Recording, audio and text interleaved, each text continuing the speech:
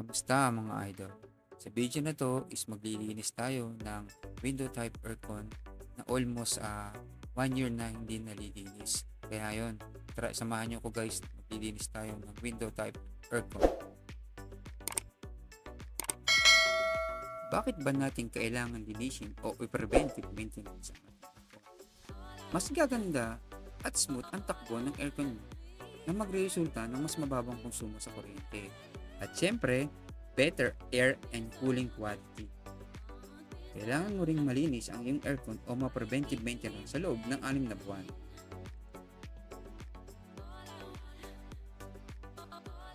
Guys, ang ginagawa ko ngayon, tinatanggal ko na yung mga cover ng ating aircon, mga tornilyo para makita natin yung loob ng ating aircon na yan. Kikita naman natin yung mga dumi. Yan yung epekto ng mga almost 1 year na natin na hindi nalilinis yung ating aircon. I-check nyo rin yung inyong aircon, baka merong ganitong senaryo na din or itsura ng ating mga aircon.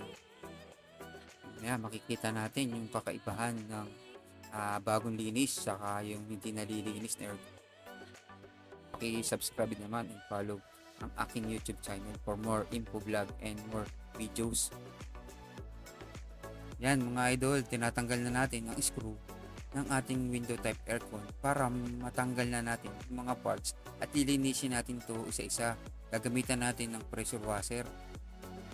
Yan mga lodi, tatanggalin na natin yung mga screw sa loob ng ating window type aircon. Uunahin natin yung LC, yung sa may fan blower ng ating aircon.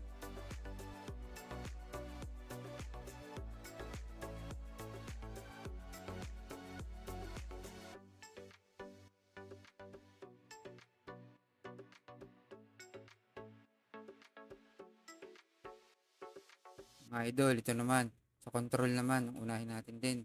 Tanggalin natin yung connection sa ating blower, sa ating controller para matanggal natin siya. Ngayon, pag natanggal na natin siya, pupugutin natin yung LC para malinis natin ng maayos. At ito namang ating controller is tatakpan natin siya ng plastic para mamaya pag pinressure washer natin siya is hindi siya mabasa. Critical na ito ay hindi dapat mabasa kasi may posibilidad na masira yung ating controller pag nababasa. Kaya iingatan natin ito guys. Kaya tatakpan natin siya ng plastic or babalutin natin siya. Mga idol, importante din dito yung mga tatanggalin natin. Kailangan nating matandaan. Ang suggestion is picturean yung ating tatanggalin na mga wire para at least meron tayong reference pag ibabalik natin. Ito, ganito yung ginawa ko rin. Pinicturean ko muna siya bago tanggalin o hugutin sa kanya-kanyang pwesto para makita ko siya mamaya pag ibabalik.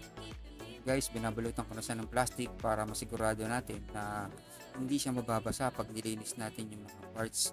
Yan, sinisigurado natin na nakasealed o walang papasok na tubig habang tayo ay nagpa-pressure washer. Yan guys, natanggal na natin yung LC. Susunod natin tatanggalin is yung styrofoam or yung nakakabit or sumusuporta sa ating blower.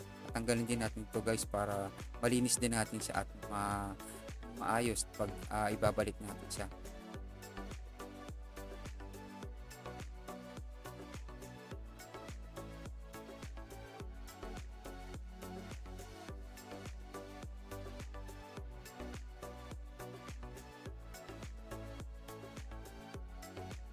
Yan guys, nakita na natin yung dumi ng loob ng ating aircon. Kailangan natin linisin para gumanda o bumalik sa dating performance ang ating mga aircon. Kailangan natin ng sounds para ganahan tayo maglinis. Kaya naglagay ako ng radyo or sounds natin habang naglilinis tayo guys. Guys, i-prepare na natin yung ating gagamiting panlinis. Ang pressure washer natin. At saka habang naglilinis tayo, o kaya nagpe-pressure washer, yung isa naman ay naglilinis ng motor. Ako din siya. Pinagsama ko para umiksi na rin yung video natin para mabilis ko maipakita sa inyo yung proseso. Yan guys, lahat ng ating tinanggal na parts is lilinisin natin, sasabunin at babanlawan para maging malinis. Yan, yun yung mga parts natin na marumi at nililinis natin para umayos ang performance ng ating aircon. Guys, yung dumi na, natatanggal na, sinasabon na natin at binabanlawan para maging malinis na siya.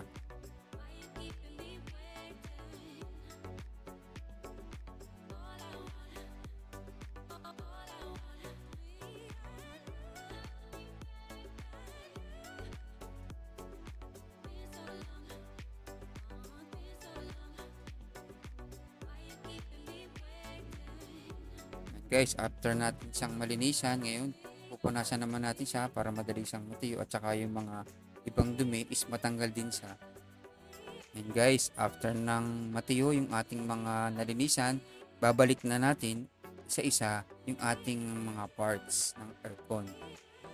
Ang ating misyon is walang maiwan na tornilyo o walang sobra.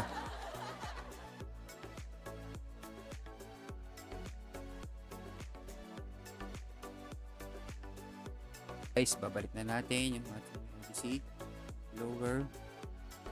Dahan-dahan na natin siya ibabalik. Tapos itutornilyo din natin siya, yung mga tinanggal nating tornilyo. Babalik din natin para ma-fix na yung ating mga tinanggal. Yun.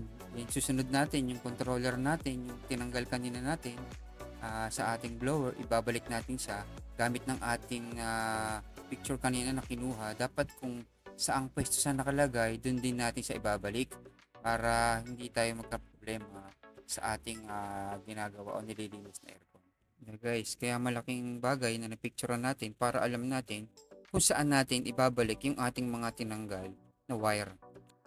Ayun, siguraduhin natin na mahigpit din yung ating pagkakakabit para hindi magkaroon ng problema habang gumagana o tumatakbo yung ating equipment. Posible na hindi siya gumana kung hindi natin sikipan or na-check na mabuti. And guys, after natin maikabit yung mga wiring, tatakpan na natin ulit para maibalik sa dating pwesto yung controller niya.